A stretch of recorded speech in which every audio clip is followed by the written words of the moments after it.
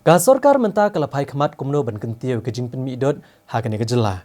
Namar bagade ke weni ke benta ke balak ban kiau bha hagane ke jela bat ke balak ban kentiu ru ya kayok kokot jong hinong rimasi. Kumta katanat animal husbandry bat veterinary jong ke jela haga si thok ding jokatayo kala penlong ya ke jingelang mer jingmut haga State Convention Center Hashelong. Ban penjana ya ke jingpen mi dot hapok ke jela lengba ke Milk Mission. Kabalong ru si benta nak senjam ban kentiu ya ke jingla ban pen mi dot bat ban kentiu ke yok kokot jong hinong rimasi bat kinong kemdut. Ya kini ke jinglang yang merjingmut bala penlong hak State Convention Center Shillong la plepat ba dau sumbut menteri rang ba ke jela ba Preston Tensong. Ha ke jing lang chairman ka Meghalaya State Farmers Commission UKN Kumar bat kiwe-kiwe ki sarkar.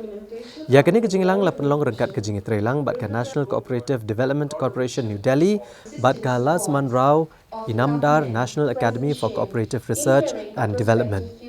Kani ke program kala pelet jingmut alor kilat ajing hikai ya ginong rimasi bat nong kemdot akishnong kitau bakin tip syapang kakot ke kya ajing masi ban tip syapang jingbam ki batei ya ki masi ban nang kumno ban kem ya kadot ban kle kadot ban bo jingken jingdia bat kiwe-kiwe. Kani ke program kaderu nak benta ban penjana ya ki jing trekam jaki officer katanat animal husbandry bat veterinary bat ban aji kai pun tibet yaki bakin long kinong hikai shikiru pat ba.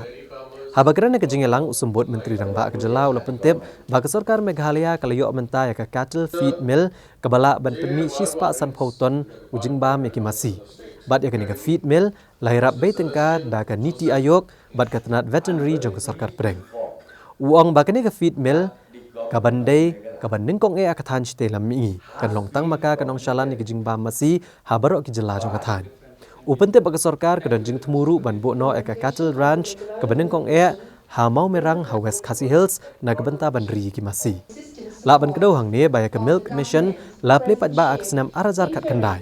Hadin ke jing Shimram jong ke Sarkar jela na ke National Cooperative Development Corporation New Delhi ke bakot R.Arnott klor tengka rengkat bat ka subsidi ke basan pulai klor tengka.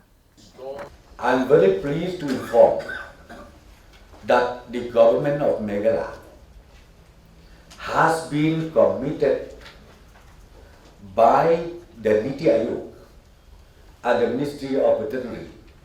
In Delhi, I had a series of meetings and ultimately they agreed to set up cattle feed mill in the state of Meghalaya.